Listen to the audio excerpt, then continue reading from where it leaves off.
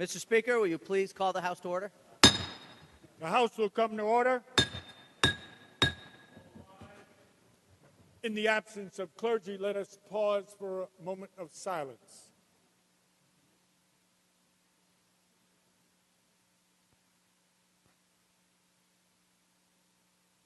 Visitors are invited to join the members in the Pledge of Allegiance. I pledge allegiance to the flag of the United States of America and to the republic for which it stands, one nation, under God, indivisible, with liberty and justice for all.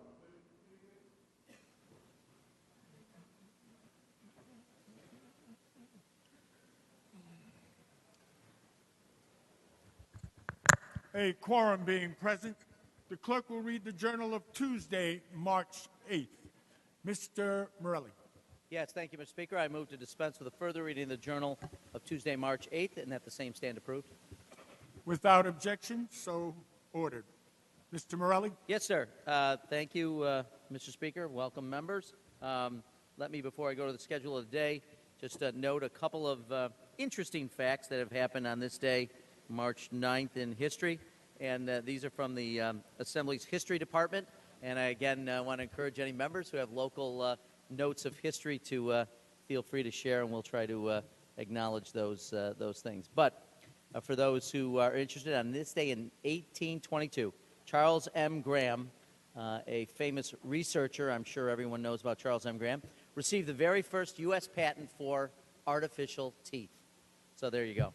On this day in 1864, President Lincoln elevated Ulysses S. Grant to the rank of Lieutenant General and named him General and Commander of the Union Army.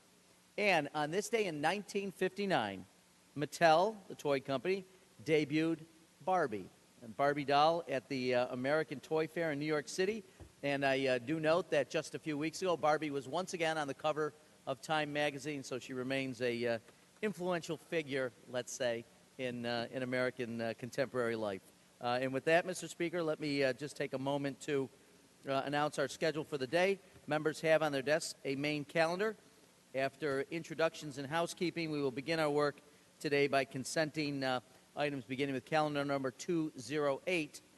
Members should be aware we will have 3 committees called off the floor, so members of these committees should pay special attention to announcements from the chair. The Committee on Local Governments, the Committee on Racing and Wagering, and the Transportation Committee will all be meeting on the floor sometime this morning. Majority members should be aware there will be the need for a conference once our work on the floor has been completed. So with that as a general outline, Mr. Speaker, it would be appropriate now to take up introductions and housekeeping. Certainly, Mr. Morelli, we have a bit of housekeeping on a motion by Mr. Gottfried. Page 22, calendar number 183, Rules Report, Bill number 4558A. Amendments are received and adopted. For the purposes of an introduction, Mr. Brabenec. Good morning, Mr. Speaker. Good morning, Mr. Brabenec. Good morning. I have some fantastic highway superintendents that I'm hosting here today in Albany, and I'd like to introduce them from Orange County, from also the mighty 98th District, or some parts of it. We have Ed Hewson, who's the town of Deer Park Highway Superintendent, Todd Page from the town of Montgomery, Charlie Wozniak from the town of Montgomery, Anthony Feo from the town of New Windsor, Tag Williamson from Chemung Supply, Chris Vibrock, the Commissioner of the Orange County DPW, and Mr. Luke Casino from the Orange County DPW.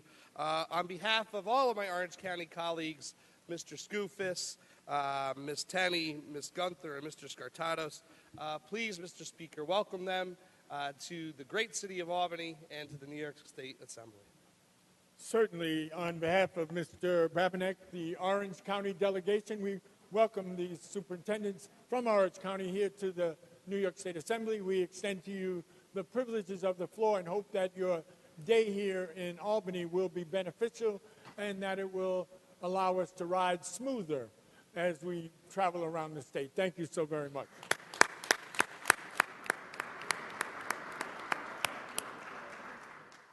Mr. Philip Steck for an introduction. Thank you, Mr. Speaker. I'm very pleased to introduce today the associated clergy of the city of Schenectady. As people may know, Mr. Santa Barbara and I share that city. Some of the churches that are represented here today are in my district, some are in Angelo's. And the clergy from all over the city of Schenectady have been meeting with us this week to advocate for the community in the city of Schenectady, and particularly to bring up the support for education funding towards the Schenectady City School District. And we certainly would like to extend our welcome to them and thank them for their advocacy. Mr. Santa Barbara, on the same subject. Thank you, Mr. Speaker. I would like to also welcome this group of clergy and other community leaders that has become a strong voice for education in the city of Schenectady. I'm so happy to see that they are here today. This group is advocating for Schenectady schools and works tirelessly as a voice for their students, teachers, and administrators, and are working to find positive solutions to make their community a better place to live. This group believes in quality public education as a necessity for all the students and all the residents, for the success of not only the students but the entire community. I want to thank them for their efforts in the city of Schenectady, for our Schenectady schools. Their work demonstrates that diversity and strength can have a positive impact on the school district and the city as a whole. Mr. Speaker, if you would welcome them to the chamber and extend to them all the cordialities of the House. Certainly, on behalf of Mr. Philip Steck and Mr. Santa Barbara, the Speaker, and all the members, we welcome this distinguished group of clergy here to the New York State Assembly. We extend to you the privileges of the floor. We commend you on your ability to work together and advocate for the best interests of all of our children. Thank you so very much. Please continue to be welcome here anytime you can and continue your great work. Thank you so much.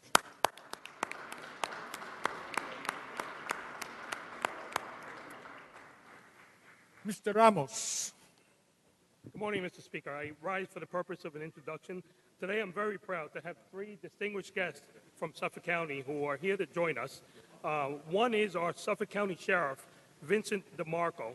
And I have to say something about Mr. DeMarco in that we in Suffolk County have had many sheriffs throughout the years who are in charge of the civil process of the deputy sheriff, as well as the incarceration of people in the Suffolk County Jail.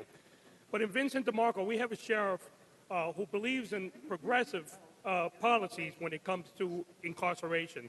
And he is a man that understands that we serve society better when we create productive individuals. And that if we allow people just to stagnate in jail and then send them out into a community, we are not serving not only that individual, but we are not serving society.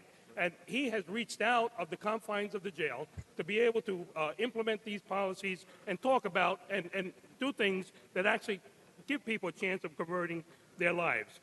With him is Kristen McKay, who is his Director of Public Relations, and we are also accompanied by Supreme Court Justice Fernando Camacho, who is in charge of the juvenile court in Suffolk County, which has a quantifiable record of reducing recidivism and has really worked well. He is a particular source of pride to the Hispanic community as being one of the few Hispanic judges in Suffolk County. Mr. Speaker, I ask you to please give them a warm welcome and welcome them to this chamber.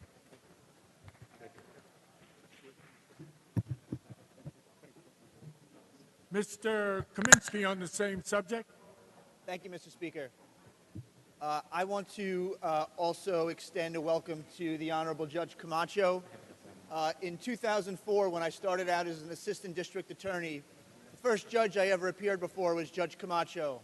I didn't know what I was doing, and he yelled at me so loudly in front of about 300 people that it was an interesting way to welcome myself into the world. But the part that I worked in was just for domestic violence offenses. People's lives were on the line. And 1 minute, Mr. Kaminsky. I would appreciate, ladies and gentlemen, on the sides, we need a little quiet. We can't hear the member. Shh. I'll yell at them like he yelled at you. Go right ahead, Mr. Kaminsky. Part AP4 in Queens County was for domestic violence offenses only. It was a very serious place to be. And these cases were of extreme difficulty. They were complex. And each case involved a special amount of attention. That's why they had their own courtroom. And Judge Camacho was a wonder to behold, dispensing justice every day in a fair and tough manner, even if it was dismissing a case that the prosecution brought or sentencing a perpetrator who deserved it. A lot of families were saved, women's lives protected, and people treated fairly in Part AP4 because of Judge Camacho.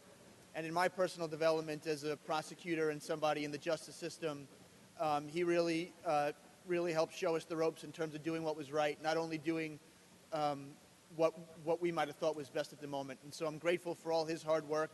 He put in hours that other judges simply didn't. And the justice system is so much better off having him a big part of it. So thank you, Judge Camacho, for being with me today. Grateful to have you here and grateful for everything you do. Thank you, Mr. Speaker. Certainly, on behalf of Mr. Ramos, Mr. Kaminsky, the Speaker, and all the members, we welcome these distinguished members of law enforcement and you, Justice, here to the New York State Assembly. We extend to you the privileges of the floor. We are so pleased that you have taken the time to come and visit us and hope that your visit here today will spread that great understanding of where law enforcement and community can intersect for the betterment of the whole state. Thank you so very much.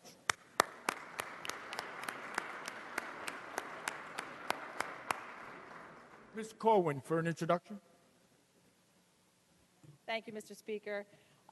Today we're honoring our time-honored tradition of hosting our highway superintendents from all over New York State. And we have today here next to me one of the highway supers from one of the largest towns in all of New York State. He's larger than life in so many ways. Highway Superintendent Dan Lasquadro, and many of you would remember Dan as a former member of this House and a good friend of mine. So if you could please extend the cordialities of the House to Highway Superintendent Dan Lasquadro. On behalf of Ms. Corwin, the Speaker, and all the members, Dan, welcome back. Once a member, always a member. So we are always happy to have you come back and join us and proud of the work that you're doing out in the community. Thank you so very much. And, of course, you're always welcome here. Thank you. Good to see you.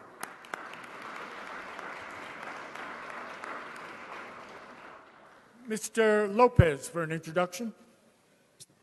Thank you, Mr. Speaker, and I'm very privileged to have a very distinguished and hardworking crew of highway and local town highway superintendents, village superintendents from my home county in Schoharie County. And I just want to highlight, I've known many of these individuals for years, and in addition to just doing the everyday work of keeping our roads and bridges intact, providing critical services, keeping them open during the winter, many of these individuals were tested when Irene and Lee wreaked havoc on our region. And we found our entire infrastructure torn to pieces. We found people homeless, our county and others in my region in states of emergency. And these gentlemen were front and center, not only some of them facing their own personal hardship, but also in the community trying to help rebuild and restore so that we could have some sense of normalcy and beyond that, move forward with our future. So with that, Mr. Speaker, I'd like to quickly introduce and have our chamber welcome these distinguished guests. So no particular order, Ben Cooper, Schoharie County. Please stand if you could when I call your name. Dan Crandall, Superintendent for the county. John Demas. We got Virgil Pangborn. It's the miss, actually.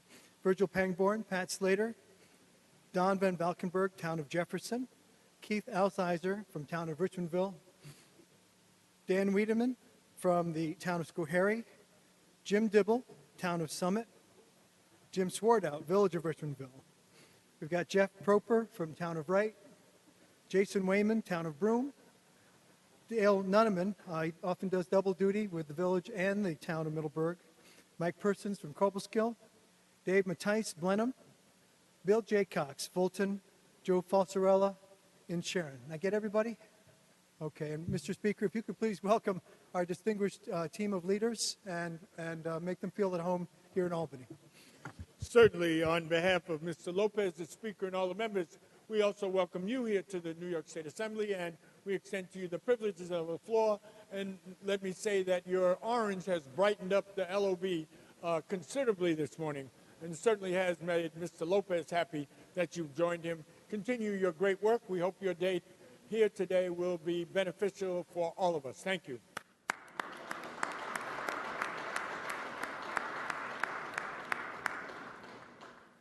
Mr. Butler for an introduction. Well, thank you very much, Mr. Speaker, for this opportunity. As you well know, we have highway superintendents and workers from throughout the state here today to lobby for additional funding in the budget, which I hope we will all take heed of. And I have a group from my district, and if they are in the back, if they'd stand up, from Fulton County group. I have a group from Herkimer County. I have a group from Hamilton County, and I believe from St. Lawrence County and Oneida County. And by the way, while I think of it, thank you for that last redistricting plan, my colleagues in the majority. But they are here lobbying for additional funding, what we feel is equitable funding for upstate infrastructure. They've done a great job, and if I gave everybody's name, it'd be like reading the Albany phone book. So if we would just welcome them as a group, I'd appreciate it, Mr. Speaker. Certainly, on behalf of Mr. Butler, the Speaker, and all the members, we welcome this distinguished group of public servants here to the New York State Assembly. And then we commend to you the privileges of the floor. Hope that your day has been beneficial, and clearly you're strong in delivering the message that this state must hear. Thank you so very much.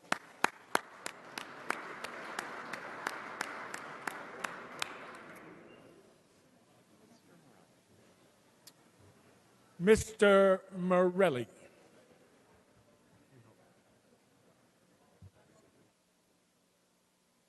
Thank you, Mr. Speaker. Before we go to resolutions, I want to call one of those committee meetings that I mentioned earlier. The Committee on Local Governments, Mr. Magnarelli is prepared to lead the way to the Speaker's conference room. Members of the Local Governments Committee. Committee on Local Governments, follow Mr. Magnarelli's lead to the Speaker's conference room. Please do so immediately so we can begin our day. Mr. Morelli. Yeah, if we could just wait a moment for the folks to exit. If you could give me just a moment, sir. A good pause, Mr. Morelli.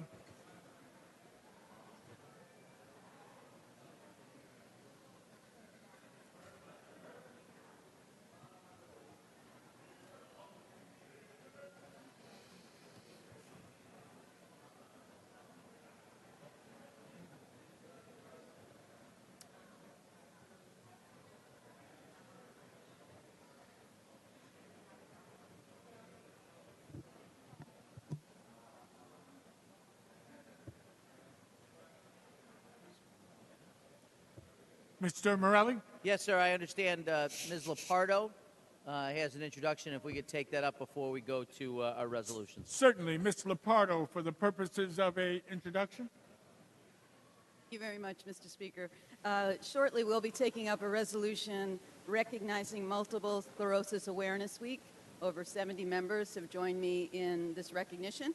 We have some members in the back from the Upstate chapter, and I'd like to just recognize them as we take up this resolution in a few moments. We have with us Frank Ritzy, Government Relations Committee member, Lori Rhodes, Programs and Services Manager, Stephanie Kunis, Upstate Chapter President. We have Karen Waldron, Chair of the Board of Trustees, Dr. Keith Edwards, Director, MS Center of Northeast New York, and Jennifer Mudig, Advocacy Director. Mr. Speaker, if you could give our guests a warm welcome as they are here to recognize Multiple Sclerosis Awareness Week. Certainly, on behalf of Ms. Lepardo, the Speaker, and all the members, we welcome this distinguished group here to the New York State Assembly. We commend you on your work to fight multiple sclerosis and to declare this Multiple Sclerosis Awareness Week. Thank you for that. Continue that great work, and please always feel welcome to come back.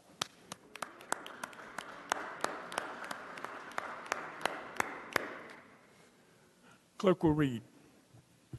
Resolution number 1039, Mr. Sepulveda. Legislative resolution memorializing Governor Andrew M. Cuomo to declare March 11th, 2016 to April 12th, 2016 as Garifuna American Heritage Month in the state of New York.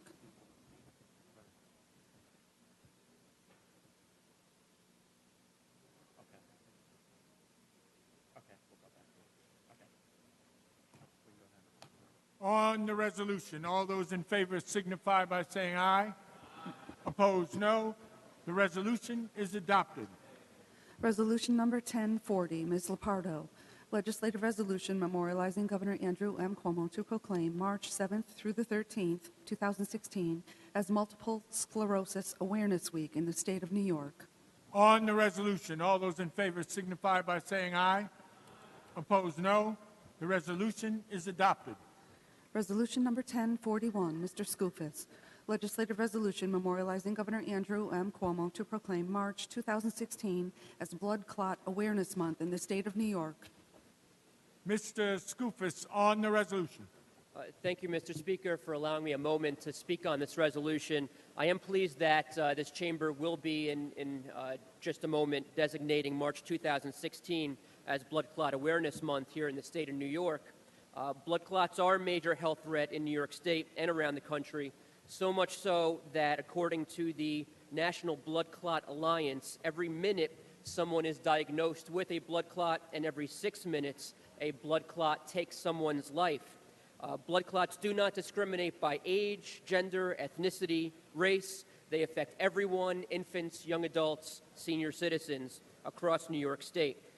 They can affect more than 5 million Americans with heartbeat problems, which place them at heightened risk of a clot in the heart that can travel to the brain and cause stroke and death. So fortunately, many blood clots can be prevented, which is why it is imperative that there be greater awareness of this serious health condition. I am pleased that joining me here today are 3 constituents, including Ms. Teresa Lewis, all of them from Chester, New York, in Orange County, and they are here to help me and help us raise awareness here in New York State. Sadly, tragically, and unexpectedly, Teresa Lewis's son, Michael Scott, was lost to a blood clot a number of years ago, but she has taken that grief and helped us here in New York State try and raise awareness and funds to combat this issue. So thank you, Mr. Speaker, for allowing me a moment, and if you wouldn't also mind welcoming my 3 constituents as well. Thank you. Mr. Murray on the resolution. Thank you, Mr. Speaker. I'd like to take a moment to thank Mr. Skoufis and everyone that is bringing awareness to this. As someone who had suffered blood clots, who has blood clots, and a few years ago while serving here in this chamber, almost passed away as a result of a pulmonary embolism from a blood clot, I can appreciate this, and I really do appreciate bringing more and more awareness to this. I think this is an issue that people don't realize can hit anyone at any time. So the more awareness, the better. So thank you to my colleagues. Thank you, Mr. Speaker.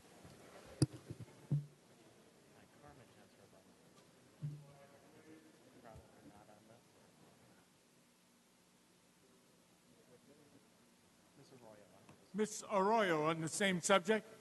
Thank you. Thanks for the presentation of this resolution. 2 weeks ago, you missed me here. I was in a critical condition in the Lenox's Hospital in New York with a blood clot near my heart. Thanks to God, with the technology that exists today, I'm here back with you. I'm very strong, but I advise all of you and the people that are listening to us that taking care of our body is very important. And that is one of the problems that doesn't discriminate, attack anyone in any moment. Thank you, Mr. Speaker.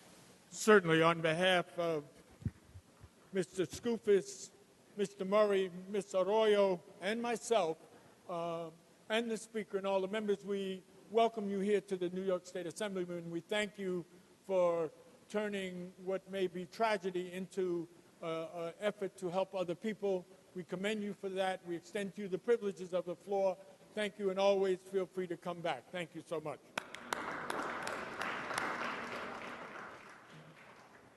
On the resolution, all those in favor signify by saying aye. Opposed, no. The resolution is adopted. Mr. Morelli. Yes, sir. Before we go to the calendar, I understand Ms. Heineman has an introduction as well. Ms. Hyman, for an introduction. Yes, thank you, Mr. Speaker, for allowing me to interrupt these proceedings. I am pleased to introduce the children of PS 134 in Queens. They traveled this morning with their excellent teachers, public school teachers, Mrs. Parsons, Mrs. Malik, and Ms. Roberts. They are wonderful, and they are getting to witness what happens in Albany and the government and legislation. So please extend to them the cordialities of the House. Certainly, on behalf of Ms. Hyman, the Speaker, and all the members, we welcome these students and their teachers and parents here to the New York State Assembly. We are always pleased to see you here. We hope that you have had a day that is full of both learning and maybe a little fun. Always be welcome. Please come back and join us. Thank you so much.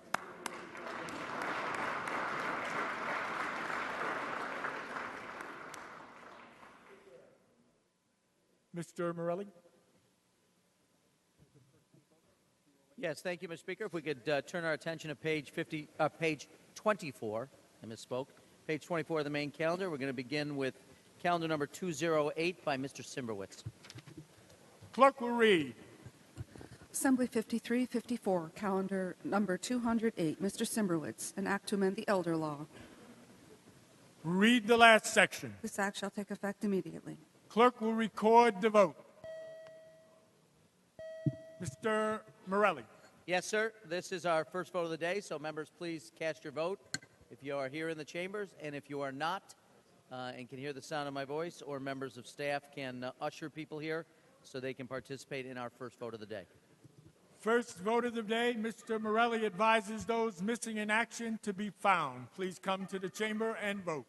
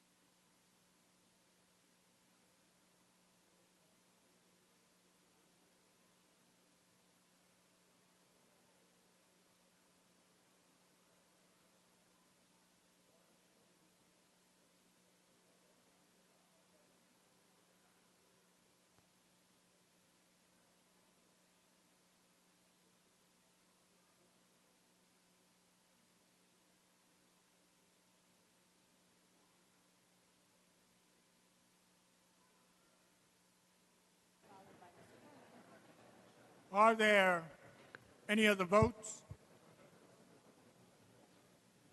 Announce the results. Ayes 111, noes 1. The bill is passed. Mr. Morelli? Yes, thank you, sir. I am betting on the fact that the Racing and Wagering Committee members are listening to me and about to make their way to the Speaker's conference room. Mr. Pretlow is prepared for a Committee on Racing and Wagering. Committee on Racing and Wagering, Speaker's Conference Room. Ms. Corwin for an introduction. Thank you, Mr. Speaker. Several of our colleagues, Assembly members Lopez, Fahey, McDonald, Phillips, Stack, and McLaughlin, have some very special guests in the chamber today. Students and administrators from Tech Valley High School in Albany are here with us. Now, Tech Valley High is a very special place. It is a high school where students come from all over the Capital District and the Hudson Valley, and they participate in what's called project-based learning. And it's a bit of an experiment in education, and based on the students who are here today, I'd say it's a very successful experiment. The three students with us today are Axton Pulliam, Dominique Fidamon, and Jenny Mosher, and they are accompanied by senior administrators Jim Church and Dale Twillers. So if you could please extend the courtesy of the House to these terrific students and teachers. Certainly, Ms. Corwin. On behalf of Ms. Corwin, Mr. Lopez, Ms. Fahey, Mr. McDonald, Mr. Daniel Steck, Ms. McLaughlin, we welcome these extraordinary students here to the New York State Assembly. We commend you and your adult supervisors for the work that you're doing. We encourage you to continue that and to be the leaders we're sure you will be in the future. Thank you so very much.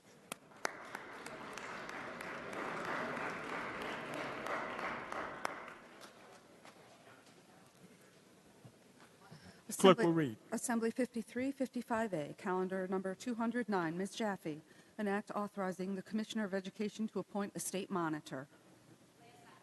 The bill is laid aside.